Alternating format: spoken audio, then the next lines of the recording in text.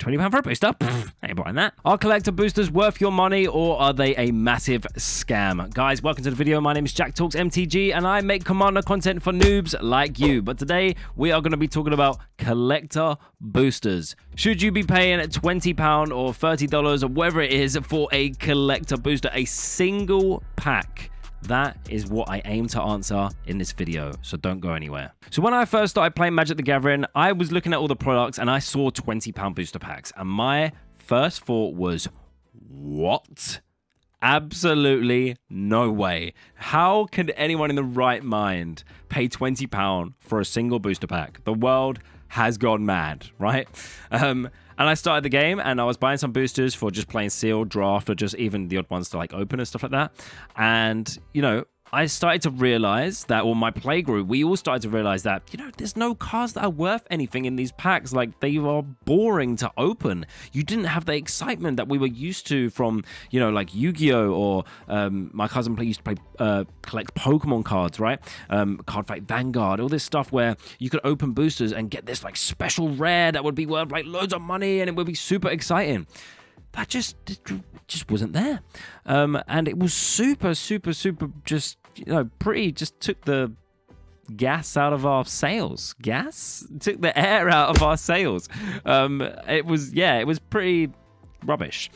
But as I've been playing this game for a while now, and I've started to learn more and more about, you know, how Magic the Gathering, you know, market their products, how they cater towards certain audiences and what their objectives are for the certain products, I've learned why collector boosters exist, and I really am looking forward to sharing that with you guys so I can help you decide whether you should be buying collector boosters or not. So let's start with talking about what is a collector booster. A collector booster is a premium pack in Magic the Gathering where you pay 4 times the price that you would for a regular pack in order to get a chance to get to those lovely special rares, those exciting cards that aren't in the play boosters. They don't exist, right? So this is what you're looking for if you're looking to chase those cards. But Jack, why do I have to pay £20 for a booster when I can go and play Pokemon or Yu-Gi-Oh! And look for those cards in a £5 booster pack? I'm glad you asked. I'm going to tell you right now. So the reason Wizards have done this is because they are essentially allowing you to skip the queue. You don't have to buy packs and packs and packs and packs and packs and build up boxes and boxes and boxes of bulk. You can just skip the queue and get straight to the chances of paying £20, getting this booster pack, and have a much higher chance of getting the card you want. So how does this work? Well, the pull rates for all the cards are much higher than they would be if you were buying, say, like a Pokemon card trying to chase the main chase rare. The reason is the contents of these collector boosters. You have up to, and I am going to show you these in a minute, you have up to like 4 chances to get a mythic rare. So essentially, you could pull 4 mythic rares in a single booster, right? And if you get good hits, right, and they're the good fancy treats and stuff, you could pull hundreds and hundreds of pounds worth of cards in a single booster, right? Which is crazy. But the alternative is also true. You could buy a £20 booster pack and get nothing, right? You could get £2 worth of cards, and that is gonna feel bad, right? But let's have a look at the contents of these boosters.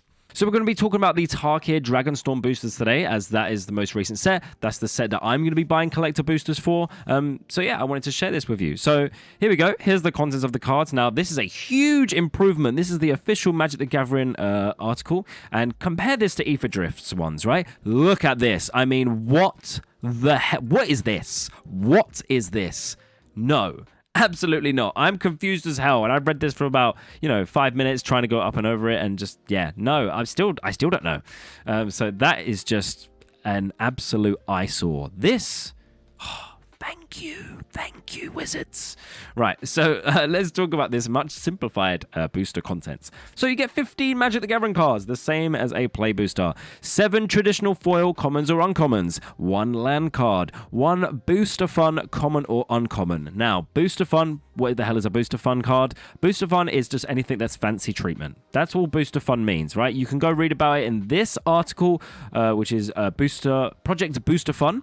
This is an old article back back in 2019 when Magic the Gathering first sort of brought in these like borderless cards and stuff like that. Booster Fun has expanded much more since then, and they've now got these crazy, they've got this treatment and this showcase treatment and, you know, this Fang treatment and this storybook treatment and, you know, all this stuff. So we've got loads of different treatments now for all these different cards, but it basically is a fancy treatment, not your regular Magic the Gathering card is what that means.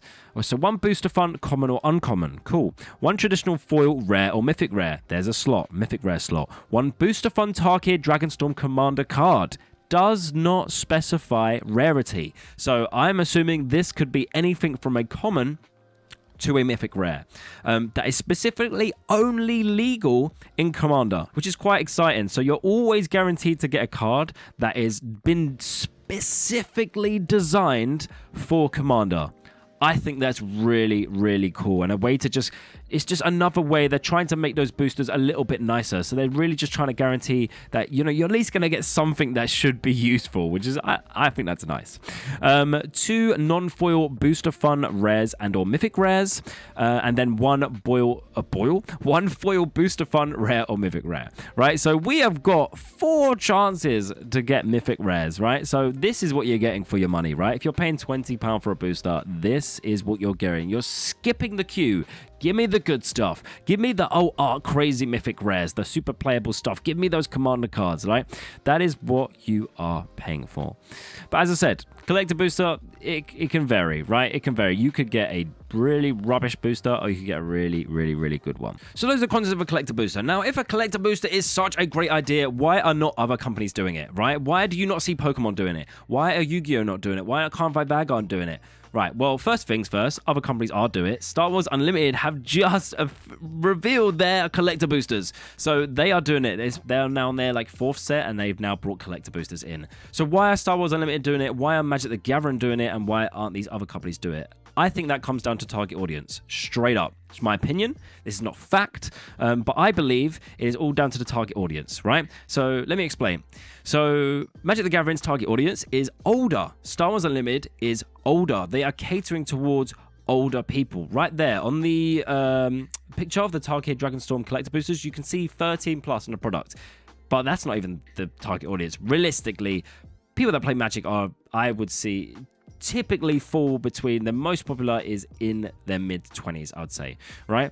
Maybe I'm biased just because I'm in that age group as well. But that is kind of what I get from, or what I see, what I perceive when I go to the LGS and stuff like that. So, yeah, Pokemon, their target audience is the little kiddywinks, guys. It's the little kiddywinks that are like, but man, I have to get some Pokemon doll before everybody else does, because then I'll be cute. Those parents are not paying £20 for a collector booster. No shot. Mommy and daddy do not understand the difference between a £20 booster and a play booster, right? The kid just sees a cute picture of the Pikachu on it, or the parents do, or whatever, and if it's the same and they're both cute little boosters, well, I'm going to get the one that is, you know, cheaper. Or, you know, they're going to say, do you want 4 of these booster packs or just 1 of these ones? The kid's dumb. The kid don't understand. So, you know, they're going to buy the play boosters. What's going to happen? They're going to buy the boosters. There's going to be nothing exciting in them. And the kid's going to be like, these boosters suck, you know? And they're not going to want to buy them anymore. And mommy and daddy ain't paying out for collector boosters. It's not happening, right? So I think for sure, Pokemon and stuff, I would say Pokemon because that's the most popular one, right? That's what people are cracking packs to get all these crazy cards from. Pokemon could do it. And I'll tell you what right now, all the older target audience, they'll lap them up. They will love it, right? They don't have to buy all these boosters and have boxes and boxes of bulk. Right? It's great. But all the kids, they ain't buying them. And that is more of their target audience. There's more of the kids that are, the parents and stuff that are buying the product. So it would hurt their sales, right? Even though it's a good product. Maybe not good, right? So that is why they don't do it. And it's the same with Yu-Gi-Oh!, Vanguard and stuff. All these colorful games, they don't cater towards target audience. Star Wars Unlimited, Some of you are probably going to go, well, Star Wars is Disney. Star Wars is Disney. So, you know, why are they doing it, right? Have you seen Star Wars Unlimited cards? Have you seen them? Go look at them, right? Those cards are not catered towards the younger audience. They're not. They're like comic book art. They're like for the older people that have like read the comics and stuff like that, or, you know, just a mature audience with a mature taste. If they were for younger kids, they would have the Clone Wars, the Rebels artwork with this massive colorful artwork and all that stuff. They don't have those, you know. And I've definitely coming around. When I first saw Star Wars Unlimited cards, I was a bit like, I don't know, it's not really screaming out to me. But the new stuff with all their new collector boosters and their full art like stuff is just beautiful. I really, really do like them. So yeah, but I'm not here to talk about Star Wars Unlimited. We're talking about Magic the Gathering, right? And yeah, so that is why I believe collector boosters exist. Now, the question is, are collector boosters worth it for you? Should you be spending your money on collector boosters? And that really comes down to what sort of person you are and what you want out of these boosters, right? So to explain this, I'm going to use people that are actually in my life. I'm not going to use their names and stuff. But so one, I've got my cousin and I've got my friend, right? My cousin over here, he loves boosters. Like, he loves it. He's like a proper little crackhead when it comes for these boosters. He cannot get enough. He collects Pokemon cards and stuff like that as well. He loves cracking a booster. He wants to get that like really rare, mythic rare. He loves that thrill of buying that booster and pulling that super expensive card, right? And he was one that he was buying Magic the Gathering, like play boosters, draft boosters, set boosters, all these stuff, and it was just boring. He was really bummed out that there was no like exciting cards in them, right? Because he, like me, didn't understand like collector boosters and what they were and whether he should be buying them. He just spent £20 for a booster. Ain't buying that. But now he does. Now he does understand, and it's kind of what pushed me to make this video, because I've been having to explain this to people in my life and, you know, help them understand why collector boosters are a thing, and they need to stop wasting their money buying these other boosters and actually get the product that has been designed for them, right? So cousin should be buying collector boosters. This product is made for him, what he is looking for, right? He buys boosters. He picks cards that he wants to use and build around based on what he pulls. Like, that's how he likes to do it, which is perfectly justified. There is a lot of people out there that don't sit there and, you know, scroll in YouTube and Reddit and all this stuff and Scryfall and looking at all these new cards and, like, you know, going, I want to build around this, I want to build around this. They just like to open the boosters and go, wow, look how cool that is. I want to build a commander deck around this. You know, I want to make use of this cards that I've bought. You know, the booster experience comes first, and that's fine. That's fine. And if you want that fancy artwork and stuff, you should be getting collector boosters, right? Who is it not for? My friend over here does not give a damn about the art. He doesn't care, right? These cards might as well be blank pieces of card with the name written on it, with what they do. They're game pieces, nothing more.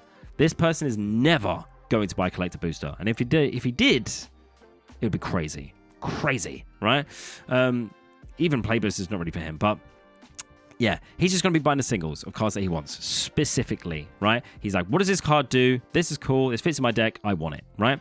And then you've got people like me, who's in the middle ground, right?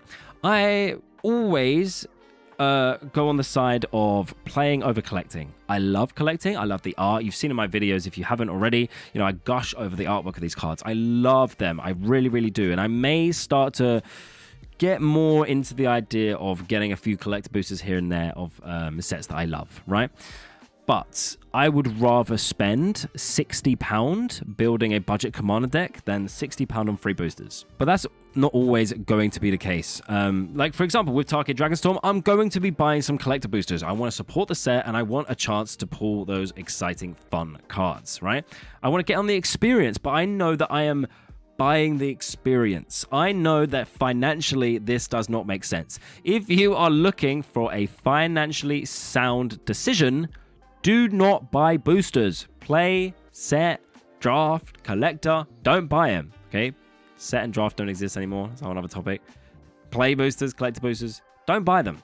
If you want something specific, just buy the damn card. Buy the single. I don't care how much it costs. Even if you want specifically like that fancy anime art treatment, just buy the damn card. If you've got an anime art card that's like £200 and you're like, I ain't paying £200 for a card, but then you'll buy £200 worth of boosters to try and get it, and then you don't, and then those cards are just gonna be sitting there.